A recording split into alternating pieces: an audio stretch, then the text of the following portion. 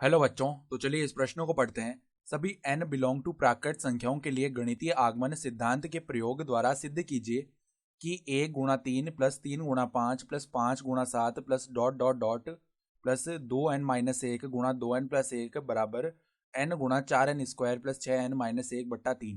तो यहाँ पर देखो गणितीय आगमन सिद्धांत से हमें ये सिद्ध करके दिखाना है। तो प्रश्न में आगे बढ़ने से पहले इस प्रश्न से संबंधित जो मुख्य अवधारणा है उसकी हम चर्चा कर लेते हैं। तो देखो मुख्य अवधारणा, गणितीय आगमन के सिद्धांत से गणितीय आगमन गणितीय आगमन सिद्धांत से गणितीय आगमन सिद्धांत से यदि n बराबर k के लिए Pn सत्य हो तो n बराबर k + 1 पर भी Pn सत्य होना चाहिए। ठीक है, यही कहता है गणितीय आगमन का सिद्धांत कि अगर n बराबर k के लिए Pn सत्य हो रहा हो तो n बराबर k + 1 पर भी Pn सत्य होना चाहिए। ठीक है, तो यहां पर देखो हमारे पास में सबसे पहले Pn क्या हुआ दिया हुआ, देखो सवाल में Pn बराबर में देखो ये समीकरण क्या है, 1 × 3 प्लस में 3 × 5 प्लस में 5 × 7 प्लस में इस प्रकार पद आगे बढ़ रहे हैं, प्लस में 2n-1 × 2n प्लस 1 बराबर में क्या है, n गुणा में 4n² प्लस में 6n-1 बट्टा में क्या है 3 है। ठीक है, तो अब देखो पहले हम क्या करते हैं, n बराबर 1 पर Pn के सत्यता का परीक्षण कर लेते हैं। तो माना कि n बराबर 1 है। ठीक है, तो यहाँ पर हम P1 निकालेंगे तो पहले इसका बायां पक्ष निकालते हैं P1 का। तो बायां पक्ष बराबर में देखो क्या बनेगा, यहाँ पर n बराबर 1 रख देते हैं बाएं पक्ष में। तो देखो 2 × 1 2 बनेगा -1, यानी कि 2 - 1 गुणा में देखो यहाँ पर 2 + 1 ये बनेगा। तो ये क्या हो जाएगा, देखो 1 गुणा में 3 यानी कि 3 आ गया। अब दायां पक्ष निकाल लेते हैं। तो दायां पक्ष बराबर में देखो 1 गुणा में 4 प्लस 6-1 बट्टा में 3 ये बना, यानी कि देखो 1 गुणा में 4 प्लस 6 10 हो गया, 10 - 1 9, तो 9/3 का मान 3 आ जाएगा। तो हम क्या देख पा रहे हैं कि n बराबर 1 पर बायां पक्ष और दायां पक्ष दोनों बराबर आ रहे हैं। तो हम क्या बोल सकते हैं, अतः n बराबर 1 पर Pn सत्य है। Pn सत्य है, तो n बराबर 1 पर तो ये सत्य आ गया। ठीक है, अब हम क्या करते हैं, मान लेते हैं, माना कि n बराबर k पर Pn सत्य है, ये हमने माना है। तो अगर n बराबर k पर Pn सत्य आ रहा है तो हम यहाँ पर n बराबर k रख सकते हैं Pn में। तो देखो 1 × 3 प्लस में 3 × 5 प्लस में 5 × 7 इस प्रकार से पद चल रहे हैं, और प्लस में क्या आ जाएगा 2k - 1, क्योंकि 2n - 1 लिखा हुआ ना यहाँ पे, और गुणा में क्या है 2n+1 यानी कि 2k+1 बराबर में क्या आ जाएगा, k गुणा में 4k², फिर देखो प्लस में 6k - 1 प्लस 6k - 1 बट्टा में क्या है 3। इसको हम एक बार समीकरण 1 बोल लेते हैं। तो अब अगर n बराबर k पर Pn को हमने सत्य माना है तो गणितीय आगमन सिद्धांत से क्या होना चाहिए, n बराबर k + 1 पर भी Pn सत्य आना चाहिए। तो देखो n बराबर k + 1 पर पहले हम दायां पक्ष निकाल लेते हैं। तो n बराबर k + 1 पर दायां पक्ष,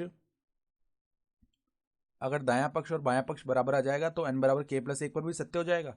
तो पहले तो हम दायां पक्ष निकालते हैं। तो दायां पक्ष क्या है, n गुणा में 4n² प्लस 6n-1/3। तो यहाँ पर k + 1 रख देते हैं n के स्थान पर। तो k + 1 गुणा में देखो 4 गुणा में k + 1 का स्क्वायर प्लस में 6 गुणा k + 1 - 1 बट्टा में क्या है 3 है। तो अब देखो इसको थोड़ा हल करते हैं हम। तो k + 1 गुणा में अंदर खोल लेते हैं वर्ग को, तो 4k² प्लस में देखो यहाँ पर 1 आएगा, तो 4 प्लस में 4 दूनी 8k प्लस में 6k प्लस में 6 - 1 बट्टा में क्या आ जाएगा 3 आ जाएगा।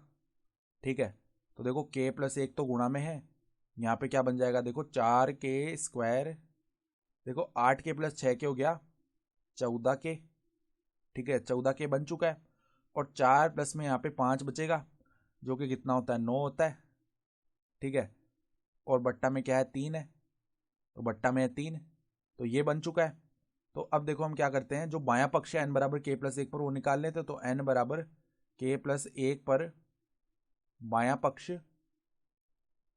बराबर में देखो क्या बनेगा, बराबर में 1 गुणा 3 प्लस में 3 गुणा 5 प्लस में 5 गुणा 7 प्लस में देखो k प्लस 1 का पद आने से पहले k वाला पद आएगा, तो प्लस में 2k माइनस 1 गुणा में आएगा हमारे पास में कितना, गुणा में 2k प्लस 1, फिर आएगा k प्लस 1 वाला पद, तो प्लस में देखो यहाँ पर k प्लस 1 रख देंगे k के स्थान पर, तो 2k प्लस 2 माइनस 1 यानी कि 2k प्लस में 1 बनेगा।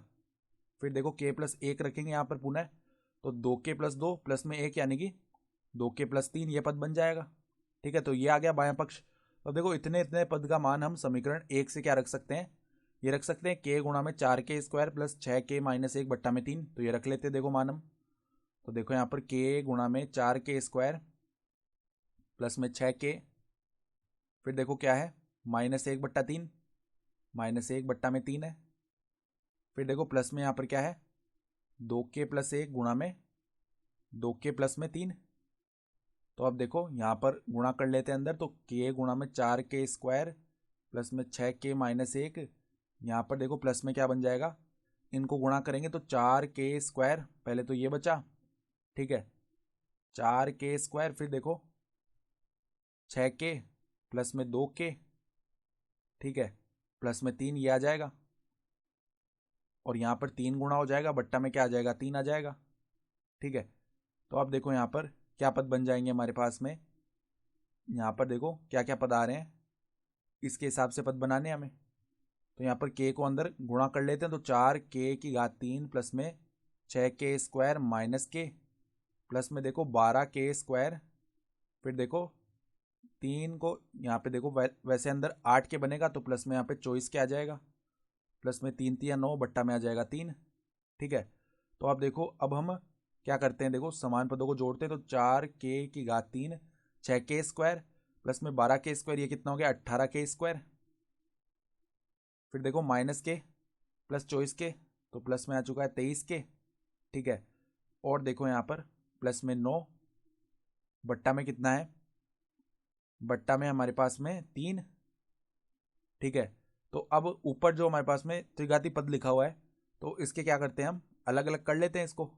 तो यहाँ पर हम देख सकते हैं कि अगर हम k बराबर कितना रखें, k बराबर -1 रखें ना, तो ऊपर वाला पद क्या होगा, देखो -4, फिर देखो +18 -23 +18 -23 +9, केवल ऊपर वाला पद देख रहे हैं, तो देखो ये तो हो गया 18 - 4 यानी कि 14। ठीक है, और 23 में से चला जाएगा 9, तो ये -14 बनेगा यानी 0 आ रहा है।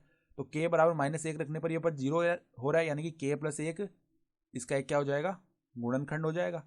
तो देखो k प्लस 1 से भाग दे लेते हैं पूरे पद में, तो क्या बनेगा, देखो ऊपर वाला पद क्या है 4k की घात 3, 4k की घात 3 प्लस में कितना है, प्लस में 18k स्क्वायर, प्लस में 18k स्क्वायर प्लस में 23k प्लस में 9, ये पद है पूरा।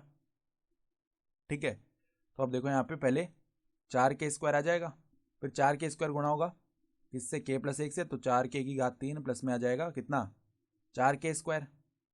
तो अब देखो घटा लेते हैं यहाँ पे, तो यहाँ पर तो शून्य आ गया, फिर 18k square minus 4k square 14k square हो गया, प्लस में आगे वाला पद उतार लेते हैं 23k प्लस में 9।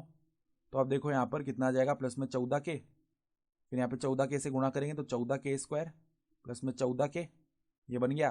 तो यहाँ पर घटा लेते हैं, तो माइनस माइनस ये पद पुनः 0 हो गया, फिर 23k माइनस में 14k कितना बचा 9k प्लस में 9, तो यहाँ पर प्लस में आ जाएगा 9, फिर 9 को गुणा करेंगे तो 9k प्लस में 9, यहाँ पे घटाएंगे पुनः तो यहाँ पे 0 आ जाएगा।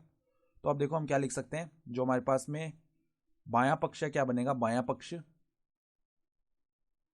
पक्ष बराबर में यहाँ पर देखो k प्लस 1 तो बाहर निकाल लिया हमने गुणनखंड के रूप में, और इसके गुणा में ये द्विघाती पद आ जाएगा 4k square plus 14k plus 9, तो 4k square plus 14k plus में 9 बट्टा में आ रहा है 3। तो अब अगर हम ध्यान से देखें, तो जो दायां पक्ष था ना वो हमारे पास में यही तो था, देखो k प्लस 1 गुणा 4k square plus 14k plus 9 बट्टा 3। तो हम क्या देख पा रहे हैं, n बराबर k प्लस 1 पर देखो यहाँ n बराबर k प्लस 1 पर बायां पक्ष किसके बराबर आ रहा है, बायां पक्ष बराबर दायां पक्ष, ठीक है। अतः हम क्या लिख सकते हैं,